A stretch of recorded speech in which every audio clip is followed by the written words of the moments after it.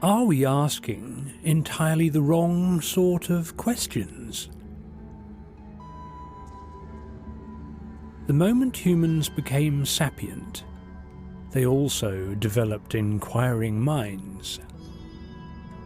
Not the natural curiosity of all animals who seek food or shelter, nor the curiosity of the scientist looking for patterns in data. It was something broader, more substantial. Questions arose, enduring, soft-spoken questions that still appear, unbidden, when life becomes either too still or too loud. Why here? What for? When? Where? How? These questions, in their many forms, arrive frequently and with little invitation. They arrive during sleepless nights. They arrive in the middle of routine days. They arrive in the space between one life stage and another. They interrupt us in moments of grief and in moments of joy. Sometimes they feel like intruders, sometimes like companions, but they never quite leave. It is tempting to think these questions are profound clues to our nature, evidence that we are spiritual, philosophical, or beings searching for transcendence. But one might also wonder whether they arise simply because humans possess a peculiar capacity, the ability to step back from an experience and ask what that experience might signify. Other creatures live, react, respond, survive. Humans interpret. And that skill is both blessing and curse. Our questions are often not the joyful path to understanding we had hoped. Oh, so often don't they start to repeat and become less a pursuit of truth and more a habit of mind, a mental rhythm we fall into when confronted with problems too large. What is my purpose can become a refrain, a mantra, or a reminder of our confusion rather than insight. So, instead of pressing endlessly on the question, why are we here? Perhaps it would be helpful to shift the vantage point slightly. Not to discard the question, but to examine the eyes through which we're asking it. We seem to look for purpose as though it were an encrypted runic inscription waiting to be decoded. But what if purpose is not a treasure to find, but an activity in its own right? What if meaning is something we participate in, rather than a thing we uncover? This opens the door to a broader reflection, one that doesn't demand certainty or belief, just imagination. And imagination is something humans perform rather well, sometimes too well for comfort, but it is also a tool that allows fresh perspectives. So we will indulge in imagination, but not as an act of escape. This time round, as an act of inquiry. Let us imagine, then, that the questions we ask about meaning, are not merely personal frustrations or philosophical puzzles, but clues, quiet signals that our experience is connected to something larger than the solitary self. And let's start by asking questions of a very different style. Questions that all start, what if? And questions like that are dangerous. Questions like that are the beginnings of ideas, starting points, shifts in perspective. Our imaginations allow us to explore ideas when facts alone don't quite cut it, and so, to widen our perspective, we'll imagine a concept, simple, neutral, and free from religious association. A term that can act as a placeholder for the totality of existence, the background against which all things arise. So let me introduce you to RT, A-T-I, all that is. RT is not a deity, not a person, nor a force with intentions in the way humans understand intention. RT is simply everything. Every particle, every field, every possibility, every moment of experience. And, importantly, also all the gaps of no thing in between. RT is a way of referring to the whole, without calling on any tradition, doctrine, or belief. Using the word RT helps us avoid the weight carried by words like God, source, universe, or consciousness, each of which has centuries of accumulated baggage. RT is neutral, uncomplicated. If one imagines RT as the totality, then one might consider that by virtue of being all things, RT lacks certain qualities that individual things and beings possess. RT does not have a single viewpoint. It does not experience limitations in the way humans or rocks do. It does not see the world from the inside of a body with finite senses and lived moments. RT encompasses all perspectives at once, which is another way of saying it holds none of them individually, nor does RT give them importance or value. From this perspective, limitation becomes an avenue for exploration. To experience anything in depth, one must experience it from a point of view. Infinity, by its nature, has no point of view. In that case, if RT were to explore itself, it would require forms capable of perceiving the world from within boundaries. And so the idea arises that existence generates forms, physical forms, amongst them human forms, through which RT can experience its own expression. Forms that focus awareness, forms that can sense. Different entities sense in different ways.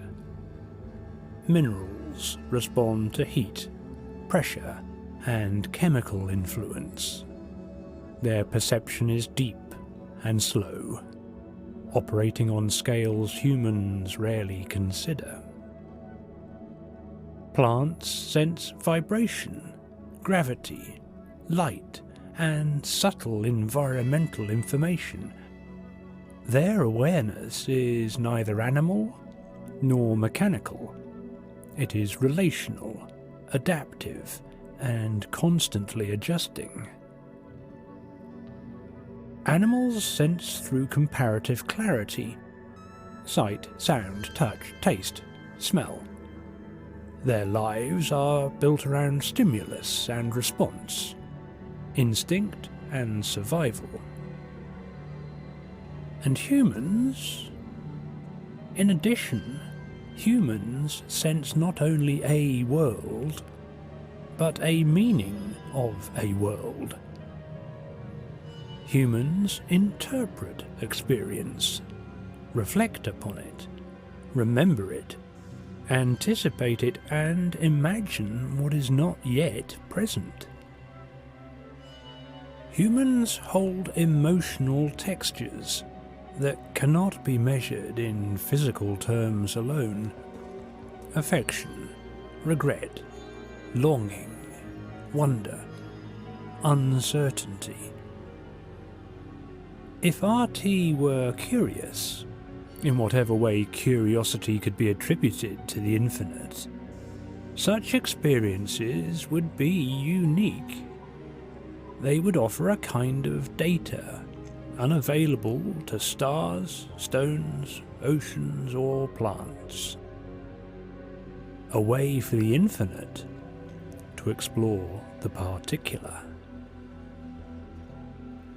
Humans, from this perspective, are not separate from RT. They are expressions of RT's process. Finite perspectives through which the infinite gains texture, depth, and insight. A beach does not cease to be a beach with one grain of sand added or removed. But it ceases to be the same beach, altering in a subtle way. Likewise, each human experience is a small but meaningful shift within the totality. Imagining RT as all that is allows us to consider that limitation, our embodied emotional perspective-bound existence, is not a flaw or an accident, but a method through which the infinite, of which we are a part, gains the ability to perceive itself from within. A human being, then, is not separate from the whole, but one of its many lenses. This idea that humans are expressions of the whole, contributing experience back into it, is not new. Variations of it appear across cultures and eras as myth, philosophy, metaphysics. These echoes do not confirm the idea, but they do show that it has been contemplated in many forms. In the ancient Indian tradition, the Upanishads speak of Atman, the individual self, as ultimately identical to Brahman, the universal self. The teaching is not that humans worship a higher entity, but that the same essence animates from the individual and the totality. The self is just a role, a mask, a perspective through which the whole experiences itself. The phrase Tattva Masi, thou art that, reflects this unity. Hermetic philosophy, rooted in the Mediterranean world, carried the maxim, "As above, so below. As within, so without." This wasn't meant to be a mystical riddle, but a statement that the microcosm reflects the macrocosm. What occurs in the individual is connected to what occurs in the whole. The human experience isn't isolated. It's a minor expression of a larger pattern. Many indigenous traditions speak of perception as participation. The world is not complete until it is seen, heard, and experienced. Humans play a role in sustaining the world through their relationship with it. In this view, consciousness is not an internal private phenomenon, but a thread woven through all things. In the modern era, certain scientific ideas have mirrored these ancient intuitions, though expressed in a different vocabulary. John Wheeler, a physicist, suggested the concept of a participatory universe, the idea that observation plays a role in shaping reality. Not that consciousness creates the physical world, but that perception and measurement have a part in how the universe unfolds at fundamental levels.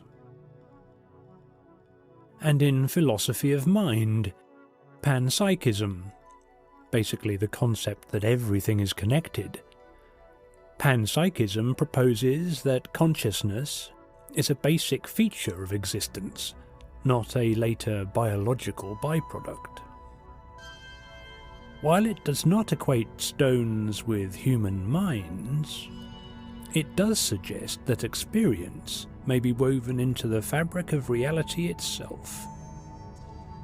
And if so, humans are not odd little bits of consciousness, but focal points of it.